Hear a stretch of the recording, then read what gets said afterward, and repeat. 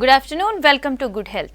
Varicose vein సమస్యతో బాధపడుతున్నారా? ఇప్పుడు మనకు సరికొత్త టెక్నాలజీ, లేటెస్ట్ ట్రీట్మెంట్తో మన ప్రముఖ డాక్టర్ అభిలాష్ సంజాల గారిని మీ సమస్యల గురించి అడిగి తెలుసుకోవాలి అంటే కిందున్న నెంబర్లకి కాల్ చేయండి. Hi doctor, good afternoon. Yes doctor, ముందుగా చెప్పండి, ఈ వెరికోస్ వెయిన్స్ రావడానికి మేజర్ రీజన్స్ ఏంటంటే రిస్క్ ఫ్యాక్టర్స్ ఏమని చెప్పొచ్చు అంటారు? సో వారికోస్ వెయిన్స్ అంటే ఇది బేసికలీ నరాల ప్రాబ్లం కాదు, ఇది సిరల్లో, రక్తనాళాల్లో, చెడు రక్తంలో వచ్చే ప్రాబ్లం. అందులో కాల్లోనే వస్తుంది. దీనికి వచ్చే మేజర్ రీజన్స్, రిస్క్ ఫ్యాక్టర్స్ ఏంటి అంటే, రిస్క్ ఫ్యాక్టర్స్ అంటే ఇదే కారణం వల్ల వచ్చిందని చెప్పలేము, కానీ దీనివల్ల ఎక్కువ శాతం యూఆర్ హైలీ ప్రోన్, ఎక్కువ రిస్క్ ఎక్కువ ఉంటుంది. ఏ రీజన్స్ అంటే, ఒకటి అందరికి తెలిసిన రీజనే, ఎక్కువ నించొని పనిచేసే వాళ్ళు వస్తుంది. అంటే any profession which involve standing for long hours, అదొకటి. And most of the professions standing professions ఉంటాయి. బయట తిరిగే వాళ్ళు, let it be police, especially traffic police వాళ్ళు చాలామంది వస్తారు నా దగ్గర. చాలామంది టీచర్స్ వస్తారు నా దగ్గర, చాలామంది కిరాణా స్టోర్ ఓనర్స్ వస్తారు. సో ఈ ప్రొఫైల్ అని మార్కెటింగ్ పీపుల్ కూడా చాలామంది వస్తారు. టిపికల్గా చెప్తారు ప్రొఫెషన్ చెప్పగానే, I understand long standing profession, long standing ఇన్ని ఇయర్స్ నుంచి నించొని పని చేస్తున్నారు కాబట్టి వస్తుందని. ఈ మధ్య కాలంలో ఐటీ వాళ్ళని చూస్తున్నాను. ఇది కూడా 4-5 years నుంచి ఐ బీన్ టెల్లింగ్, ఐటీ వాళ్ళు sitting profession, sedentary life style వాళ్ళకి చూస్తున్నాను. ఈ గత 2 years వర్క్ ఫ్రమ్ హోమ్ చేస్తున్న వాళ్ళకి ఇంకా వస్తుంది, అదొకటి. ఇంకొక రిస్క్ ఫ్యాక్టర్ వచ్చేసి ఫ్యామిలీ హిస్టరీ, జెనెటిక్ ఫ్యాక్టర్. అంటే మన పేరెంట్స్ కానీ, గ్రాండ్ పేరెంట్స్ కానీ, అంకుల్స్ కానీ, ఆంట్స్ కానీ ఉంటే విత్ ఇన్ ఫ్యామిలీ జీన్స్ పరంగా వచ్చే అవకాశాలు ఎక్కువ ఉంటాయి. రావాలని రూల్ ఏం లేదు, కానీ ఛాన్సెస్ మోర్. బయట ఫ్యామిలీతో కంపేర్ చేస్తుంటే ఇంటర్నల్లీ ఛాన్సెస్ ఉంటాయి అన్నమాట. ఇంకొక ఫ్యాక్టర్ వచ్చేసి ఇన్సిడెంట్స్ చూస్తే ఎంత శాతం రావచ్చు అంటే, వరల్డ్ వైడ్ ఇన్సిడెంట్స్ చూస్తే డిఫరెంట్ స్టడీస్ ప్రకారం 25 to 33%. అంటే ప్రపంచంలో 4 ఒకరు కానీ, 3 ఒకరు కానీ వచ్చే అవకాశం ఉంది. దాంట్లో మేల్ అండ్ ఫీమేల్, ఆడవాళ్ళు మగవాళ్ళ డిఫరెన్స్ చూస్తే ఆడవాళ్ళకి స్లైట్లీ ఎక్కువ ఉంటుంది. 55% ఆడవాళ్ళ కంటే 45% మగవాళ్ళకి ఉంటుంది. ఒక్క రీజన్ ప్రెగ్నెన్సీ అయ్యి ఉండొచ్చు, అదొక రిస్క్ ఫ్యాక్టర్ అనమాట. ప్రెగ్నెన్సీ టైంలో గర్భసంచి చూపుతుంది కాబట్టి దాని వెనకాల ఆ వెయిన్ మీద, మెయిన్ వెయిన్ ఐవీసీ అంటాం, దాని మీద ప్రెషర్ పడడం వల్ల, అది కాలుకి ట్రాన్స్మిట్ అవ్వడం వల్ల కానివ్వండి, లేదా అప్పుడు జరిగే హార్మోనల్ చేంజెస్ వల్ల కానీ, వెయిన్ అంటేనే చాలా ఎలాస్టిక్గా ఉంటుంది, ఇంకా ఫర్దర్గా డ్యామేజ్ అయ్యే అవకాశం ఉంటుంది. అదొక రిస్క్ ఫ్యాక్టర్ అనమాట. ఇంకొక రిస్క్ ఫ్యాక్టర్ వచ్చేసి ఒబేసిటీ. బాగా మార్బిడ్లీ ఒబేస్ ఉన్నవాళ్ళు, బాగా లావు ఉన్నవాళ్ళు, వాళ్ళ బాడీ హ్యాబిటస్ ఎంత ఉంటుందంటే, మోకాల మీదనే పెయిన్ కాకుండా ఈ వెయిన్స్ మీద కూడా ప్రెషర్ పడి వారికోస్ వెయిన్స్ వచ్చే అవకాశం ఉంటుంది. సో అదొక రిస్క్ ఫ్యాక్టర్. ఇంకొక రిస్క్ ఫ్యాక్టర్ వచ్చేసి ట్రామా అనమాట. మీకు ఎప్పుడైనా కాలుకి యాక్సిడెంట్ అయినా, దెబ్బ తాకినా, కింద పడ్డం, మేజర్గా ఇమ్మీడియట్లీ ప్రాబ్లం రాకపోవచ్చు, కొన్ని ఇయర్స్ తర్వాత స్పెసిఫిక్ ఆ కాలుకి ప్రజెంట్ అవ్వచ్చు. సో ఇవి usual risk factors for varicose veins. Doctor, varicose veins ఉండి కొంతమంది అయితే నెగ్లెక్ట్ చేస్తూ ఉంటారు. ఎందుకంటే స్పైడర్ వెబ్బే కదా, ఏం పర్లేదు కదా అని ఇలా నెగ్లెక్ట్ చేస్తుంటారు కదా. ఇలా నెగ్లెక్ట్ చేయటం వల్ల ఏమైనా హెల్త్ ఇష్యూస్ వచ్చే అవకాశం ఉందంటారా? సో వారికోస్ వెయిన్స్ చాలామంది పేషెంట్స్ చూస్తాను, చిన్న ప్రాబ్లమే కదా, పెరగట్లేదు కదా అని ఇగ్నోర్ చేస్తారు. అండ్ అది గ్రాడ్యువలీ స్టేజెస్ వైజ్ పెరుగుతూ వస్తుంది. అదేంటంటే క్రానిక్ డిజీజ్, అంటే మెల్లిగా పెరుగుతుంది, అక్యూట్గా ఏం పెరగదు, ఇమ్మీడియట్గా ఏం పెరగదు. సో చాలామంది కొద్దిగా లైట్గా తీసుకునే అవకాశం ఉంటుంది, బట్ పెరుగుతుంది అనమాట, మెల్లిగా పెరుగుతుంది. సో ప్రికాషన్స్ తీసుకోకుంటే ఖచ్చితంగా పెరుగుతుంది. ఎలా పెరుగుతుంది అంటే స్టేజెస్ వైజ్ పెరుగుతుంది. స్టేజెస్ ఏంటో చెప్తాను. 6 stagesలో పెరుగుతుంది. ఫస్ట్ స్టేజ్ వచ్చేసి స్పైడర్ వెయిన్స్, రెటిక్యులర్ వెయిన్స్. మీరు చెప్పినట్టే కాలు మీద చిన్న కొమ్మల్లాగా, చెట్టు కొమ్మల్లాగా, స్పైడర్ వెబ్స్ లాగా కనిపిస్తుంది, గ్రీనిష్ రెడ్డిష్ డిస్కలరేషన్తో. ఇదే మీకు ఇనీషియల్ ఇండికేషన్ అనమాట, వారికోస్ వెయిన్స్ స్టార్ట్ అవుతుంది అని.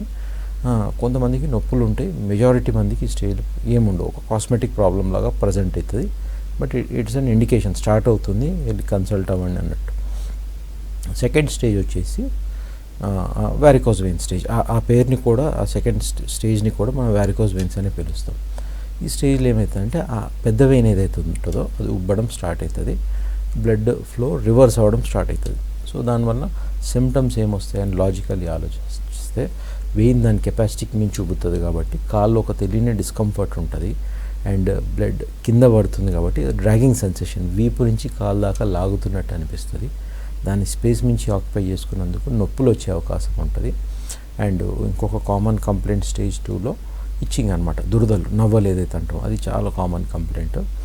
కొన్ని రేర్ సిమ్టమ్స్ చూస్తే నైట్ క్రాంప్స్, అంటే నిద్రలో సడన్లీ కాలు పట్టడం, ఇంకోటి కాలు ఎత్తులో పెట్టుకొని పడుకుంటే చాలా రిలీఫ్ అనిపిస్తుంది, పొద్దున్న లేచినాక చాలా బాగుంటుంది. వీళ్ళే రోజంతా పని చేసేసరికి ఈవినింగ్ కొద్దిగా అన్యూజువల్లీ కాలు లాగుతున్నట్టు అనిపిస్తుంది, లెగ్ టైర్డ్నెస్ అంటారు దీన్ని. ఇవన్నీ సెకండ్ స్టేజ్లో వచ్చే సిమ్టమ్స్ అనమాట.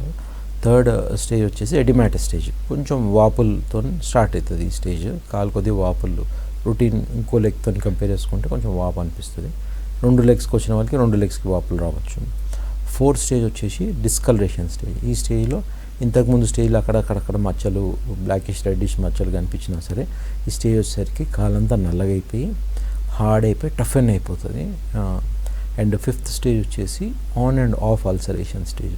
అంటే ఈ స్టేజ్లో ఈ నల్లదనం, ఈ నొప్పులు, దురదలు ఇవన్నీ దాటొచ్చాక స్టేజ్లో ఆ వెయిన్ అనేది పగిలి బ్లీడింగ్ అయ్యి మేజర్గా అయితే పుండు ఏర్పడుతుంది. And on and of ulceration కాబట్టి మనం మందులు వాడినా వాడకున్న, ఆయింట్మెంట్ పెట్టినా పెడకున్నా దాని మట్టుకు అదే హీల్ అయిపోతుంది పుండు. కాకపోతే కొంచెం లేట్గా హీల్ అవుతుంది అండ్ మళ్ళీ వస్తుంది, రికరెన్స్ ఉంటుంది. కొంచెం గ్యాప్తో రికరెన్స్ వచ్చి మళ్ళీ పోయి మళ్ళీ వచ్చి 5-6 టైమ్స్ ఇట్లా అయినాక 7th or 8th time it becomes a non healing ulcer. అంటే ఇది లాస్ట్ స్టేజ్. 6th స్టేజ్లో ఆ పెద్ద పుండు పడి మనం ఎన్ని ఆయింట్మెంట్లు పెట్టినా, ఎన్ని మందులు రాసినా తగ్గదన్నమాట. సో ఎందుకు వస్తుందంటే అండర్లయింగ్ ఆ వెయిన్ అనేది కంప్లీట్లీ డ్యామేజ్ అయిపోయింది, it's a permanent damage. So దాన్ని లేజర్ ట్రీట్మెంట్ చేసి కంప్లీట్లీ క్లోజ్ చేస్తే తప్ప మీద వచ్చే సిమ్టమ్స్ తగ్గవు. ఎస్ డాక్టర్, కొంతమందికి డౌట్ ఉంటుంది, అసలు వెరికోస్ వెయిన్స్ ప్రాబ్లం ఉంటే అసలు ఏ డాక్టర్ని కన్సల్ట్ అవ్వాలి? ఎందుకంటే డాక్టర్ని చూస్ చేసుకునేటప్పుడు డెర్మటాలజీ కానీ నర్వస్ ప్రాబ్లం అనుకొని అట్లా స్పెషలిస్ట్ దగ్గరికి వెళ్ళి ఇలా జరుగుతూ ఉంటుంది కదా, అసలు ఏ డాక్టర్ని కన్సల్ట్ అవ్వాలి అండ్ ఇన్వెస్టిగేషన్స్ ఏముంటాయి? సో మీరు అన్నట్టే ఇది రకరకాల ప్రజెంట్ అవుతుంది కాబట్టి, డిస్కలరేషన్ ఉంటుంది కాబట్టి చాలామంది పేషెంట్స్ నా దగ్గర ఇయర్స్ టుగెదర్ డెర్మటాలజిస్ట్ చూపించుకొని finally vascular problem varicose veins అని తెలిసి నా దగ్గరికి వస్తారు. పెయిన్ ఉంది కాబట్టి ఆర్థో ప్రాబ్లం ఏమో ఆర్థో దగ్గరికి వెళ్తారు. దీని తెలుగులో సిరల్ అని అంటారు, చాలామంది తెలియదు. సో నరాలు అనేసరికి నరాల డాక్టర్ ఎవరు, న్యూరోఫిజిషియన్ దగ్గరికి వెళ్తారు. అట్లా రకరకాల స్పెషాలిటీస్ దగ్గరికి వెళ్ళి తిరిగి లాస్ట్లో ఏంటి అర్థం కాక రీసెర్చ్ చేసి నెట్లో వెతికి అప్పుడు నా గురించి అది అప్పుడు వస్తారు. ఇది టిపికల్ స్టోరీ నాది. సో వారికోస్ వెయిన్స్ ఒకటే కాదు, వాస్కులర్ రిలేటెడ్ ఏ ప్రాబ్లం ఉన్నా first you have to consult and interventional radiologist అంటే దాంట్లో మళ్ళీ ఇద్దరు ఉంటారు, diagnostic and intervention. Diagnostic radiologist ఏం చేస్తారంటే ఈ ఎనీ టైప్ ఆఫ్ ప్రాబ్లమ్ని సిటీ ద్వారా కానీ, ఎంఆర్ఐ ద్వారా కానీ, అల్ట్రాసౌండ్ కానీ, ఎక్స్రే ద్వారా డయాగ్నోస్ చేసి రిపోర్ట్ ఇస్తారు. వాళ్ళు డయాగ్నోస్టిక్ రేడియాలజిస్ట్. ఇంటర్వెన్షనల్ రేడియాలజిస్ట్ ఏమో వాస్కులర్ స్పెషలిస్ట్ అనమాట. అంటే వీళ్ళు ఏం చేస్తారంటే ఒక నాన్ సర్జికల్ మెథడ్ ద్వారా ఏదైనా బ్లడ్లో బ్లాక్ ఉంటే స్టెంట్ చేయడం, ఏదైనా బ్లీడింగ్ అవుతుంటే దాన్ని ఎంబోలైజ్ చేయడం, లేదా ఇట్లా వారికోస్ వెయిన్స్ వస్తే దాన్ని లేజర్ చేయడం, ఇట్లా minimally invasive non surgical method ద్వారా క్యూర్ చేసే డాక్టర్. సో వారికోస్ వెయిన్స్ ఒకటే కాదు, ఏ వాస్కులర్ ప్రాబ్లం ఉన్నా మీరు ఫస్ట్ కన్సల్ట్ అవ్వాల్సింది ఒక ఇంటర్వెన్షనల్ రేడియాలజిస్ట్, అంటే నాలాంటి డాక్టర్. రెండోది వారికోస్ వెయిన్స్ వచ్చినాక ఎలా డయాగ్నోస్ చేస్తారంటే, మీరు నా దగ్గర వచ్చి కన్సల్ట్ అయినా కాలు మీద ఆబ్వియస్లీ పెద్ద వెయిన్స్ కనిపించి వారికోస్ వెయిన్స్ అని తెలిసిపోతున్నా సరే ఇన్వేరియబుల్లీ అందరికీ ఒక స్కాన్ రాస్తాను. It is called lower limb venous doppler scan. ఇది డయాగ్నోస్ చేయడానికి సిటీలో డయాగ్నోస్ చేయొచ్చు, ఎంఆర్ఐలో కూడా డయాగ్నోస్ చేయొచ్చు. ఇవన్నీ ఎక్స్పెన్సివ్ టెస్ట్, కానీ బెస్ట్ మోస్ట్ యాక్యురేట్ డయాగ్నోసిస్ వచ్చేది ఈ డాప్లర్ టెస్ట్లోనే.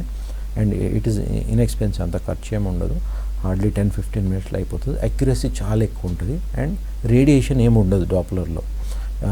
ఈ పక్కన కనిపించే వీడియోలాగా అల్ట్రాసౌండ్ మెషిన్లో చూసుకుంటూ మనం ఎట్లయితే అల్ట్రాసౌండ్ అబ్డోమెన్ పొట్టకి పెట్టి స్కాన్ చేస్తామో అదే మెషిన్ మీద ఒక చిన్న ప్రోబ్తోని, ఇంకొక సూపర్ఫిషియల్ ప్రోబ్, లీనియర్ ప్రోబ్తోని స్కాన్ చేసి చూస్తాం. ఏం చూస్తామంటే ఫస్ట్ థింగ్ వారికోస్ వెయిన్స్ ఉందా లేదా, ఆ వెయిన్ ఉబ్బిందా లేదా, ఉబ్బి ఉంటే ఏ స్టేజ్లో ఉంది, వీళ్ళు చెప్పే సిమ్టమ్స్కి లోపల మ్యాచ్ అవుతుందా లేదా, వీళ్ళకి లేజర్ చేయొచ్చా లేదా, ఎలా చేయాలి, లేజర్తో పాటు ఇంకేమైనా చేయాలా. అండ్ లోపల ఒక మెయిన్ వెయిన్ ఉంటుంది, డీప్ వెయిన్ అంటాం, అది డ్యామేజ్ అయితే ఈ బయట వెయిన్ని లేజర్ చేయడం కష్టం, చేయకూడదు. సో ఆ లోపల డీప్ వెయిన్ మాకు బయట కనిపించదు, స్కాన్లోనే తెలుస్తుంది. సో అది నార్మల్ ఉందా లేదా స్కాన్ చూసి చెప్పగలుగుతాం. సో ఇంత వెల్త్ ఆఫ్ ఇన్ఫర్మేషన్ ఆ సింపుల్ టెస్ట్లో వస్తుంది. అండ్ గుర్తుపెట్టుకోవాల్సింది ఏంటంటే ఒక ప్రాపర్ డాప్లర్ రిపోర్ట్ తీసుకోవాలి మీరు ఎప్పుడు. అంటే ఒక ప్రింటెడ్ ఫిల్మ్, ఒక ప్రింటెడ్ రిపోర్ట్ తీసుకోవాలి. దాంట్లో అన్ని వెయిన్స్ మెన్షన్ అయ్యి ఉంటాయి. ఏ వెయిన్ ఏ స్టేజ్ ఎలా ఉంది, సర్క్యులేషన్ జరుగుతుందా లేదా, దానికి సపోర్టింగ్గా ఫిల్మ్స్ ఉంటాయి. సో ఎప్పుడైనా ఒక ప్రింటెడ్ రిపోర్ట్ విత్ ఫిల్మ్స్ తీసుకుని అది తీసుకుంటేనే second, third or fourth or fifth doctor can, everybody can see and tell whether you really have varicose veins and whether you really need treatment or not. Yes doctor, varicose vein problem ఉన్నప్పుడు ఎలాంటి treatments అందుబాటులో ఉన్నాయి? So varicose వెయిన్స్కి traditional అయితే surgical option ఉండేది. అంటే ఆ వెయిన్ని cut చేసి తీసేసేటోళ్ళు. డిఫరెంట్ మెథడ్స్ దాంట్లో కూడా. జిస్ట్ ఆఫ్ ఇట్ అయితే సర్జికల్ ఆప్షన్ ట్రెడిషనల్లీ ఉండేది. దాంట్లో సెవరల్ ప్రాబ్లమ్స్ వచ్చేవి. ఒకటి మేజర్ సర్జరీ కాబట్టి హాస్పిటల్లో చాలా రోజులు ఉండాల్సి వచ్చేది. మేజర్ అనస్థీషియా ఇవ్వాల్సి వచ్చేది, జనరల్ అనస్థీషియా లేదా తర్వాత స్పైనల్ అనస్థీషియా. దాని రిలేటెడ్ రిస్క్ కాంప్లికేషన్స్ ఎప్పుడు ఉంటాయి. అండ్ సర్జరీ అంటే ఇన్సిషన్ కొయ్యాల్సి వస్తుంది కాబట్టి కుట్లు వేస్తారు, తర్వాత స్కార్స్ పడతాయి. సరే, దాని తర్వాత కొద్ది రోజులు హాస్పిటల్లో ఉండాల్సి వస్తుంది. తర్వాత ఇంట్లో చాలా వారాలు బెడ్ రెస్ట్ తీసుకోవాల్సి వచ్చేది. ఇవన్నీ ప్రాబ్లమ్స్ పక్కన పెట్టినా మేజర్గా సక్సెస్ రేట్ దగ్గర ప్రాబ్లం వచ్చేది. అందుకే చాలామంది అంటారు వారికోస్ వెయిన్స్కి రిజల్ట్ రాదని. Because of this same thing. ఏమవుతుందంటే మంచి సర్జన్ దీనికి సర్జరీ చేసినా 50 నుంచి 60% సక్సెస్ అయ్యే ఛాన్స్ ఉంటుంది. అంటే 100లో 40 నుంచి 50 మందికి మళ్ళీ వచ్చేది, రికరెన్స్ వచ్చేది. అందుకే ఈ టాక్ వచ్చేది. సో ఇది ఊరికే ఫెయిల్ అవుతుందని రకరకాల మెథడ్స్ ఇన్వెంట్ అయినాయి. తర్వాత ఆర్ఎఫ్ఏ అని వచ్చింది, స్క్లిరోథెరపీ అని వచ్చింది, లేజర్ వచ్చింది, లేజర్ తర్వాత మోకా అని ఇంకా 2-3 కొత్త మోడాలిటీస్ ఉన్నాయి, ఇన్ పైప్ లైన్ ఉన్నాయి. నేను ప్రాక్టీస్ చేసేది and still which I believe is gold standard treatment for laser for varicose veins is laser ablation. ఎందుకంటే దాని long term studies 5 years, 10 years, 15 years studies చూసినా సరే సక్సెస్ రేట్ చాలా ఎక్కువ ఉంటుంది. Laser is a non surgical method. పక్కన కనిపించే video లాగా ఒక యాంజియోగ్రామ్ లాగా చేస్తాం. ఒక స్కాన్ మెషిన్లో చూసుకుంటూ ఈ చెడిపోయిన వేలు చిన్న సూది పెట్టి చిన్న వైర్ పంపిస్తాం. లేజర్ వైర్ అనమాట. కింద నుంచి పై దాకా ఎంతవరకు డ్యామేజ్ ఉందో ఆ వెయినంతా లేజర్ పంపించి, ఆ లేజర్ వైర్ పంపించి దాని చుట్టూ మత్తిస్తాం. ట్రిమిసెంట్ అనస్థీషియా అంటాం. అంటే మీకు తెలియకుండా, నొప్పి తెలియకుండా. దెన్ లేజర్ని స్విచ్ ఆన్ చేసి ఆ చెడిపోయిన వెయిన్ని ఆ లేజర్ ఎనర్జీతో సీల్ చేసేస్తాం. సీల్ చేస్తూ ఆ పంపించిన వైర్ని తీసేస్తాం బయటికి. సో పైనుంచి కింద దాకా ఆ వెయిన్ అంతా క్లోజ్ చేసేస్తాం. క్లోజ్ చేసిన వెయిన్ ఒక 3 నెలలు 6 నెలలు కంప్లీట్లీ కరిగిపోతుంది. దాన్ని బట్టి అదే కరిగిపోతుంది. దీంట్లో గుర్తుపెట్టుకోవాల్సింది ఏంటంటే సర్జరీలో కట్ చేసి తీస్తారు. దీంట్లో యాజ్ ఇట్ ఈజ్ వదిలేసి జస్ట్ సీల్ చేస్తాం అనమాట. పైప్ని క్లోజ్ చేసినట్టు క్లోజ్ చేస్తాం. దాన్ని బట్టి అదే కరిగిపోవాలి. ఫైబ్రోస్ అంటాం దాన్ని. దీనివల్ల అడ్వాంటేజ్ ఏంటంటే లేజర్ వల్ల ఒకటి నాన్ సర్జికల్ మెథడ్. ఎక్కడ సర్జరీ చేసినట్టు కుట్లుండవు, స్కార్స్ ఉండవు. గ్లూకోజ్ లైన్ ఎలా పెట్టి తీసేసినాక ఎలా మానిపోతుంది, ఇది కూడా అలానే మానిపోతుంది. చాలామంది తర్వాత చేశారా మీరు, మాకేం కనిపించట్లేదు కాళ్ళ మీద అంటారు. అలా ఏం జరగనట్టే ఉంటుంది. అదొక మేజర్ అడ్వాంటేజ్. రెండోది డే కేర్ ప్రొసీజర్. పొద్దున్న రావాలి, సాయంత్రం వెళ్ళిపోవాలి. సో ఇది హాస్పిటల్ అడ్మిట్ అవ్వాలా అని భయపడే వాళ్ళకి, ఎక్కువ లీవ్స్ దొరకని వాళ్ళకి హ్యూజ్ అడ్వాంటేజ్. ఎందుకంటే నెక్స్ట్ డే నుంచే గెట్ బ్యాక్ టు వర్క్ అంటాం. సేమ్ డే అంటాం, బట్ అడ్మిషన్ డిశ్చార్జ్ కొంచెం టైం అవుతుంది కాబట్టి you can get back to your routine the very next day, go back to work అంటాం. అండ్ మేజర్ అడ్వాంటేజ్ వచ్చేది success rate దగ్గర. ఏంటంటే if you do laser for 100 people, different studies ప్రకారం 97 to 98 మందికి మంచి సక్సెస్ వస్తుంది. అంటే 2-3 ఫెయిల్ అయ్యే ఛాన్స్ ఉంటుంది, కానీ మెజారిటీ మందికి ఇది సక్సెస్ అవుతుంది. అండ్ ఇంకొక అడ్వాంటేజ్ ఏంటంటే నాన్ సర్జికల్ మెథడ్ కాబట్టి ఇన్సిషన్ ఇవంతా ఉండదు, ఓపెన్ చేయం కాబట్టి రిస్క్ కూడా చూసుకుంటే కంపారిటివ్లీ చాలా తక్కువ ఉంటుంది. Much safer procedure. సో ఇవన్నీ advantage of laser over surgery. Doctor, varicose vein problem ఉన్న వాళ్ళు ఎలాంటి జాగ్రత్తలు తీసుకోవాలి? ఏంటంటే దురదలు వస్తుంటాయి, నొప్పులు కూడా వస్తూ ఉంటాయి కదా, అసలు వాళ్ళు ఎలా ఉండాల్సి ఉంటుంది? సో ఇనీషియల్ స్టేజ్లో డయాగ్నోస్ చేసిన వాళ్ళకైతే కొన్ని చెప్తాం. అందరికీ ఇమ్మీడియట్లీ లేజర్ ఏం అడ్వైజ్ చేయం. ఒక స్టేజ్ దాటాక ఇన్వేరియబుల్లీ లేజర్ చేయించుకోవాల్సి వస్తుంది. అది క్యూరేటివ్ ప్రాసెస్, క్యూరేటివ్ మెథడ్ అది. బట్ కొద్దిగా ముందున్న వాళ్ళకి ఏంటంటే కొన్ని మెథడ్స్ ఫాలో అయితే ఎక్కువ శాతం కంట్రోల్ అయ్యే అవకాశం ఉంటుంది. ఒకటేమో వెయిట్ లాస్ లేదా వెయిట్ మేనేజ్మెంట్. బాగా బరువు ఉన్న వాళ్ళు వెయిట్ తగ్గితే చాలా డిఫరెన్స్ వస్తుంది. లేదా యాక్టివ్ ఎక్సర్సైజ్ చేసినా సర్క్యులేషన్ ఇంప్రూవ్ అయ్యి కంట్రోల్ అయ్యే ఛాన్స్ ఉంటుంది. రెండోది జెనెటిక్ హిస్టరీ, ఫ్యామిలీ హిస్టరీ ఉన్న వాళ్ళు, పేరెంట్స్, గ్రాండ్ పేరెంట్స్ అందరికీ వారికోస్ వెయిన్స్ వచ్చిన వాళ్ళు, మీరు హై రిస్క్, మీకు తెలిసిపోతుంది మీ జాబ్ స్టాండింగ్ ఉంది, కొంచెం కాలు ఇబ్బంది ఉంది, ఎర్లీ స్టేజ్ ఉన్న వాళ్ళు రెగ్యులర్గా స్టాకింగ్స్ వేసుకుంటే మంచిది. దీనికి సాక్స్లు దొరుకుతాయి, స్పెషల్ సాక్స్. అది గుర్తుపెట్టుకోవాల్సింది ఏంటంటే యాక్టివ్ వర్కింగ్ అవర్స్లో వేసుకోవాలి. చాలామంది అవాయిడ్ చేయడానికి పడుకునేటప్పుడు వేసుకుంటారు. పడుకునేటప్పుడు కాలు మీద స్ట్రెస్ ఏమి ఉండదు, స్ట్రెస్ ఉండేది లేచి తిరిగేటప్పుడు. సో ఆ టైంలో స్టాకింగ్స్ వేసుకుని ఆ కంప్రెషన్ ఇస్తే సర్క్యులేషన్ ఇంప్రూవ్ అవుతుంది. ఇది ఒక ప్రివెంటివ్ మెథడ్. ఇంకోటి ఏంటంటే పడుకునేటప్పుడు కాలు ఎత్తులో పెట్టి పడుకోవాలి. ఇంకోటి నేల మీద కూర్చోకూడదు, స్టెప్స్ ఎక్కడం దిగడం తగ్గించాలి. And exercise in general exercise చేయాలి. వాకింగ్ కానీ, జాగింగ్ కానీ, స్విమ్మింగ్ కానీ, ఎనీ యాక్టివ్ ఎక్సర్సైజ్ చేయాలి. ఇవన్నీ చేస్తే to a large extent control అయ్యే అవకాశం ఉంటుంది ఇనీషియల్ స్టేజెస్లో. Okay doctor, varicose vein problem అసలు ఎవరిలో వచ్చే అవకాశం ఎక్కువగా ఉంటుంది? లైక్ ప్రొఫెషనల్గా చూసుకున్నా, లేదంటే ఆడవారిలో మగవారిలో కానీ, ఏజ్ పరంగా చూసుకున్నా ఎవరిలో వచ్చే అవకాశం ఎక్కువగా ఉంటుంది? ఏజ్ అయితే ఫిక్స్డ్ డిఫైన్డ్ రూల్ ఏం లేదు, బట్ యూజువలీ చిల్డ్రన్కి అయితే రాదు. Above 14 have seen. అడల్ట్ 18 నుంచి టిల్ 90-95 దాకా you can expect at any age. Below 18 చాలా రేర్. 14-year-old ఇద్దరు కిడ్స్కి ట్రీట్ చేస్తాం, కానీ బిలో 14 అయితే వెరీ వెరీ రేర్. వస్తే పుట్టుకతో రావచ్చు, దానికి వేరే కాజెస్ ఉండొచ్చు. These are very very rare. But in general చూస్తే ఏజ్ ఇన్సిడెన్స్ చూస్తే 18 అండ్ అబవ్ వస్తుంది. అండ్ ఈ ప్రొఫెషనల్ రిస్క్ ఫ్యాక్టర్స్ యాడ్ అయ్యే కొద్దీ మేబీ 30 కంటే 40 ఈ ఏజ్ గ్రూప్ వాళ్ళకి ఎక్కువ రిస్క్ ఉంటుంది, 40 కంటే 50 ఏజ్ గ్రూప్ వాళ్ళకి ఎక్కువ రిస్క్ ఉంటుంది, అలా 50 కంటే 60 అలా ఏజ్ పెరిగే కొద్దీ దీని రిస్క్ ఫ్యాక్టర్ పెరుగుతుంది. ఎందుకంటే మల్టిపుల్ రీజన్స్, మీరు వెయిట్ పెరగచ్చు, ఎక్కువ నించొని పని చేయొచ్చు, job profile, genetic factor. So gradually age పెరిగేసరికి వస్తుంది. అదొకటి. In general male female incidence చూస్తే ఇందాక చెప్పినట్టు 55% ఫీమేల్స్కి వస్తుంది, 45% మగవాళ్ళకి వస్తుంది. సో ఆడవాళ్ళకి స్లైట్లీ ఎక్కువ. ఇంకొకటి రిస్క్ ప్రొఫెషనల్ పరంగా చూస్తే మాత్రం స్టాండింగ్ ప్రొఫెషన్స్కి వస్తుంది అండ్ సిట్టింగ్ ప్రొఫెషన్స్, అంటే మార్కెటింగ్ వాళ్ళకి, పోలీస్ వాళ్ళకి, టీచర్స్కి. These are the usual professional ఇది. ఓకే డాక్టర్, ఏ స్టేజ్లో ఉన్న వరకు మీరు లేజర్ ట్రీట్మెంట్ ప్రిఫర్ చేస్తారు? ఇందాక 6 స్టేజెస్ అన్నారు కదా, ఏ స్టేజ్లో ఉన్న వాళ్ళకు ప్రిఫర్ చేస్తారు? ఇనీషియల్ ఫస్ట్ స్టేజ్ ఏదైతే ఉందో spider veins or reticular vein stage, ఆ స్టేజ్ వాళ్ళకి యూజువల్లీ సజెస్ట్ చేయము. ఎందుకంటే వెయిన్ అంత ఉబ్బి ఉండదు. ఈ యాక్సరీ వెయిన్ ఏదైతే ఉందో, ఈ గ్రేట్ సర్ఫెనస్ కానీ, షార్ట్ సర్ఫెనస్ కానీ అంత ఉబ్బి ఉండదు. చిన్న చిన్న దాంట్లో వెళ్ళే బ్రాంచెస్ కొన్ని ఉబ్బుతాయి. సో బయట కనిపించడానికి ఆ స్పైడర్ వెయిన్స్ కనిపిస్తాయి, చూడడానికి అంత బాగా అనిపించదు. So usually young unmarried women వస్తారు దీని ట్రీట్మెంట్ కావాలని. దానికి కాస్మెటిక్ లేజర్ ఉంటుంది, కానీ అది యూజువలీ సజెస్ట్ చేయం. కాస్మెటిక్ అంత ఎమర్జెన్సీ ఏం కాదు. ఈ వారికోస్ వెయిన్స్ విషయంలో అంత ఎమర్జెన్సీ ఏం కాదు కాబట్టి అది సజెస్ట్ చేయము. Manage it on medication and manage it on stockings అని చెప్తాం. బట్ 2nd నుంచి 6th దాకా మాత్రం ఎనీ స్టేజ్లో లేజర్ చేయొచ్చు, ఎందుకంటే అప్పుడు వెయిన్ ఉబ్బడం స్టార్ట్ అవుతుంది.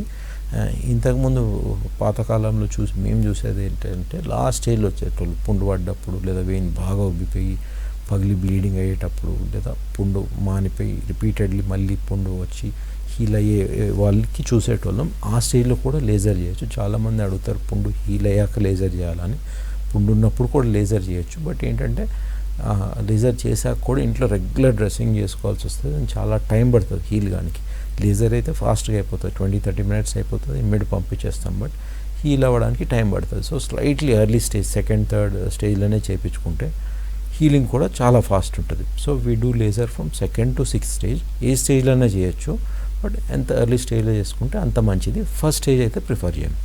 ఎస్ డాక్టర్, ఇనిషియల్ స్టేజ్లోనే మెడిసిన్స్ కానీ, స్టాకింగ్స్ కానీ యూజ్ చేయడం వల్ల తగ్గే అవకాశం ఏదైనా ఉంది అని అంటారా? ఇనిషియల్ స్టేజెస్లో వాడితే మాత్రం చాలామందికి కంట్రోల్ అయ్యే అవకాశం ఉంది. కొంతమంది అడ్వైస్ చేస్తే చెప్పినట్టు ఫాలో అవుతారు. They immediately start reducing weight, immediately start doing all these exercises. ఈ జాగింగ్ కానీ, స్విమ్మింగ్ కానీ, యాక్టివ్ వెయిట్ లాస్ అవుతారు. స్టాకింగ్స్ రెగ్యులర్ వాడతారు. కొన్ని మెడికేషన్స్ రాస్తాం దీన్ని, సర్క్యులేషన్ పెంచే ట్యాబ్లెట్స్ రెగ్యులర్ వాడతారు. చెప్పినట్టు పర్ఫెక్ట్గా వాడతారు. వాళ్ళకి చాలా డిఫరెన్స్ చూస్తారు, వాళ్ళు చాలా మటు కంట్రోల్ చేస్తారు. కొంతమంది ఏం చేస్తారంటే స్టాకింగ్స్ వాడి 1 వారం, 10 రోజులు, 2 వారాల తర్వాత కొద్దిగా విసుకొచ్చేస్తుంది, టైట్గా ఉంటుంది కాబట్టి వాళ్ళు ఇగ్నోర్ చేస్తారు. వీళ్ళు గ్రాడ్యువల్లీ పెంచుకొని వస్తారు. అప్పుడు లేజర్ చేయించుకొని అప్పుడు క్యూర్ చేయించుకుంటారు. బట్ లేజర్ అయ్యాక కూడా మేము సెవరల్ మంత్స్ దాకా స్టాకింగ్స్ రాస్తాం. సో స్టాకింగ్స్ అవాయిడ్ చేసే ఛాన్స్ లేదు. సో ఎర్లీ స్టేజ్లో ఉన్నప్పుడు స్టాకింగ్స్ రెగ్యులర్ వాడి ఎక్సర్సైజ్ చేసి వెయిట్ కంట్రోల్ చేసుకోవాలి. ఎస్ డాక్టర్, ఈ వెరికోస్ వెయిన్ ప్రాబ్లమ్ నార్మల్ పర్సన్కి వచ్చిన దానికి, లేదంటే బీపీ కానీ, కార్డియాక్ ప్రాబ్లము, డయాబెటిక్ పేషెంట్స్, ఎందుకంటే డయాబెటిక్కి పుండ్లు పడితే ఇంకా పెద్దగా అవుతూ ఉంటాయి కదా, వీళ్ళకి ఎలాంటి ప్రభావం చూపిస్తుంది? సో యూజువలీ అదర్ కోమార్బిడిటీస్ ఏదైతే అంటామో అది వారికోస్ వెయిన్స్ పరంగా రావడానికి పెద్ద రీజన్స్ ఉండదు. అంటే థైరాయిడ్ వల్ల వ్యారికోజ్ వెయిన్స్ రాదు, హార్ట్ ఇష్యూ కార్డియాక్ ఇష్యూ ఉన్న వాళ్ళకి ఇది వ్యారికోజ్ వెయిన్స్ రాదు, బీపీ ఉన్న వాళ్ళకి వ్యారికోజ్ వెయిన్స్ రాదు, షుగర్ ఉన్న వాళ్ళకి కూడా వ్యారికోజ్ వెయిన్స్ రాదనమాట. అది డైరెక్ట్ కాజేటివ్ ఫ్యాక్టర్ ఏం లేదు. కాకపోతే ఏంటంటే పుండ్లు పడ్డ వాళ్ళకి వీనస్ అల్సర్ అంటే ఈ వ్యారికోజ్ వెయిన్స్ వలన అల్సర్ వచ్చిన వాళ్ళకి హీల్ అవ్వడం షుగర్ ఉన్న వాళ్ళకి లేట్ అవ్వచ్చు. అండ్ ఇంకో good thing about laser treatment ఏంటంటే ఇన్ని ప్రాబ్లమ్స్ ఉన్న ఈ షుగర్ ఉన్న, బీపీ ఉన్న, థైరాయిడ్ ఉన్న, హార్ట్ ప్రాబ్లం ఉన్న వాళ్ళకి కూడా టెన్షన్ లేకుండా లేజర్ చేయొచ్చు. ఎందుకంటే ఇట్స్ నాన్ సర్జికల్ మెథడ్. అదే సర్జరీకి వెళ్ళినప్పుడు అన్ని ఫ్యాక్టర్స్ పరిగణలో తీసుకొని కంట్రోల్ చేసి సర్జరీ చేయాల్సి వస్తుంది.